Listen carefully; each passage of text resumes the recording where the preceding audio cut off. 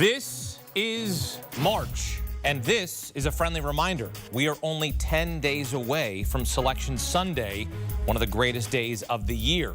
Florida inching closer to earning a #1 seed on Selection Sunday. On Wednesday, Gators went on the road, beat Alabama in a top 10 showdown. Alex Condon led the way for Florida. 27 points, 10 rebounds, spoiling senior night for Mark Sears. It's the first time in program history that the Gators have won 2 top 10 road games in the same season. Florida beat Auburn on the road in February.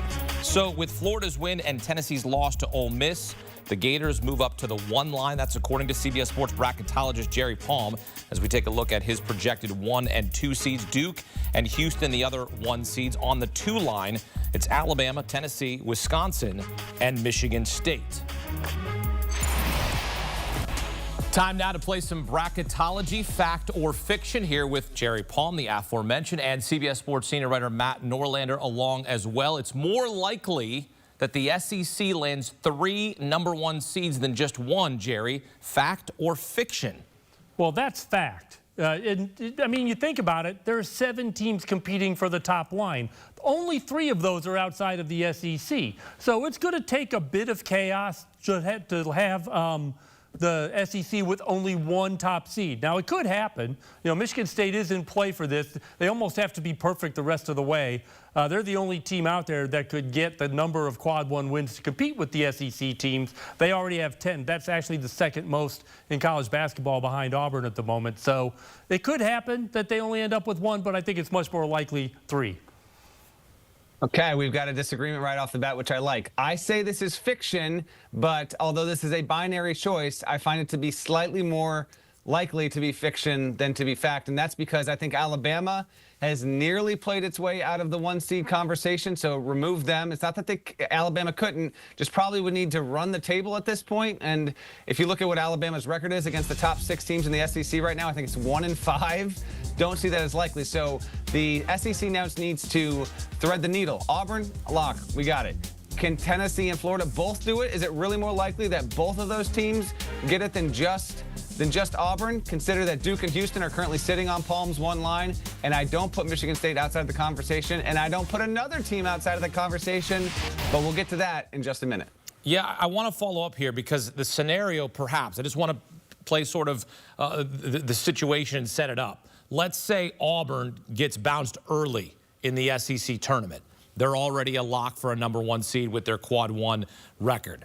What if those 3 teams we just saw on that screen, 2 of them are playing for the SEC tournament title? Is that where we have the conversation about having 3 well, SEC yeah, I mean, that would teams on certainly the help. 1 line? That would right? certainly help because the champion is definitely a 1. Right. And then it really just depends on who else is there.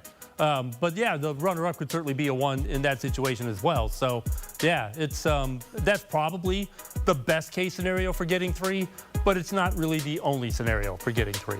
All right, moving and shaking. Duke, a projected 1 seed, coming off yet another big blowout win. Cooper Flag and the Blue Devils beat Wake Forest by 33 points on Monday. Their 4th straight by that margin. Duke plays its final regular season game on Saturday when they renew their rivalry against North Carolina. Blue Devils looking to sweep the season series against the Tar Heels and clinch the outright ACC regular season title. Duke has won 10 conference games by at least 25 points this season, most in ACC history, and most by a Division I team since UNLV in the 1990-91 season. Ask me what the Rebels did that season. Hakeem, what did UNLV do that season? They lost to Duke in the Final Four. Matt, you said you were bored with Duke by how easily they're winning games. Fact or fiction? Duke's dominance is more about the ACC than Duke. Fiction. That is a different deal than what I laid out on the Eye on College Basketball podcast. My lament about Duke is that, unfortunately, the ACC, for the most part, Clemson and Louisville being the exceptions, and those 2 teams well on their way to some really, really good seasons and seeds. I just wish we got Duke getting more competitive games. Maybe the Duke-UNC rivalry will live up to the hype, and UNC will give us that on Saturday. It remains to be seen. But Duke's dominance is not... it's not tilted because the ACC is so bad. Now, we are fortunate enough to live in an era where we have a multitude of predictive metrics that evaluate teams based on where they stand in regard to the rest of the sport. and actually have adjusted data to go into that so that you can't be slanted or get inflated in what you're doing just within the context of playing in a bad league. And right now, Duke is statistically moving toward one of the more dominant seasons we've seen over the past 3 decades in college basketball. So it is obviously some of column A and it is some of column B. And in a complete hypothetical, it is my opinion that if you were to put Duke in the SEC this season, Duke would be no worse than the second best team in that league and side by side with Auburn.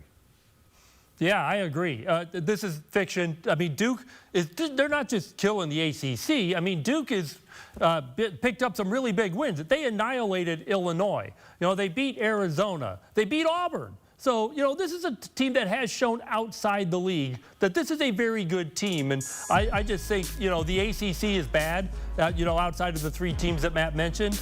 And Duke can't do anything about it but beat them like they should. And Duke is beating them like they should. So, yeah, Duke's dominance is on display in the ACC because the league is down. They're able to dominate almost every team they play. But against the better teams, they still show up and win those games. Plus 223 point differential on their current 7-game winning streak. Plus 233. That is just, that's eye-popping. Duke, again, looking to clinch the outright ACC regular season title with a win against rival North Carolina on Saturday. St. John's already clinched the outright Big East regular season title. Not sure if you heard, there's a new sheriff in the Big East. The Johnnies are currently on the 3 line. St. John's should be a 2 seed if they win out, Jerry. Fact or fiction? A 2 seed, yeah, probably, but I'm going to say fiction. Okay. Because I don't think, even if they win out, they're looking at 6, maybe 5 quad 1 wins. They're below 500 against quad 1 right now. Their schedule just doesn't measure up to the kinds of teams that they're competing with for a spot. Now, they could get there if there's a little bit of chaos ahead of them. Wisconsin drops off, Michigan State drops off, something like that. But their resume just doesn't measure up because their strength of schedule's not there. And because their strength of schedule's not there, the quality wins just aren't there as well. And even, like best case scenario, they might get to 6 quad 1 wins. That's fewer than everybody above them has. So what if St. John's wins the Big East tournament title? Well, let's say Wisconsin, for the conversation or the argument, falls out in their first round game, even though they're not going to be in the first round, but their first game in the tournament. It depends on who they play, of course. Okay. But yeah, I mean, that's a scenario that might work. But St. John's, the schedule just isn't good enough. That's just the way it is. This season, their schedule just isn't good enough. Matt, you agree with this? This is fiction? I have interpreted the question differently. So I agree that it is fiction. However, just bear with me here. Okay. And I know Jerry's going to disagree with this. My opinion is that if St. John's wins out, as an aside, I don't think that's going to happen. I actually think Marquette is going to beat St. John's in the regular season finale this weekend. So this topic is going to be moot in my prediction over the next 48 hours. But let's say I'm wrong. It's happened before. It might happen again. If St. John's were to go on the road and beat Marquette and then were to run the table and win the Big East tournament, in that scenario, St. John's would be a 30-4 double champion of a power conference league that could send at least 5 teams to the NCAA tournament, and its 4 losses would be by a combined 7 points. So I think it is fiction under these terms.